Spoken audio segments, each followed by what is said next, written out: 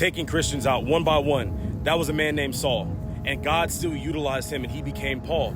Yet a lot of us, like myself, we run around here thinking that we're not qualified to be able to do the thing that we want to do, take that leap of faith, try something different, when we need to understand this one important thing, and this changed my life.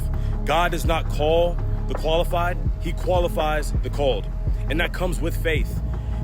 Who are you to have such little faith with a God that is so big?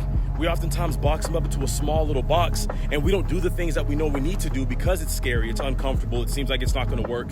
When in order for God to do the super, we need to do the natural. How is God going to do anything super if we are too afraid to do the simple natural things that God is calling us to do in our lives? And it's not going to feel comfortable. Whenever Jesus was in the garden, I think it was of Gethsemane, if I'm not mistaken, he literally was sweating blood and asking God to remove the cup from him.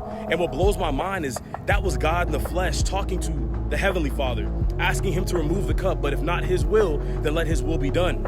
And he still went on to do one of the greatest acts of love that anybody can possibly do. Look at that for a second.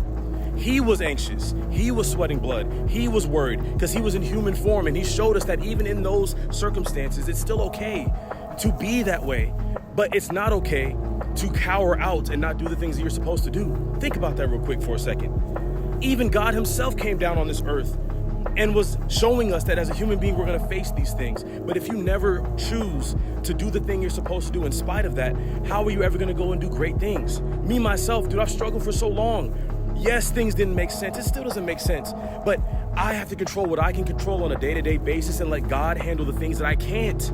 Because when you do, you end up being in places that you never thought that you would be.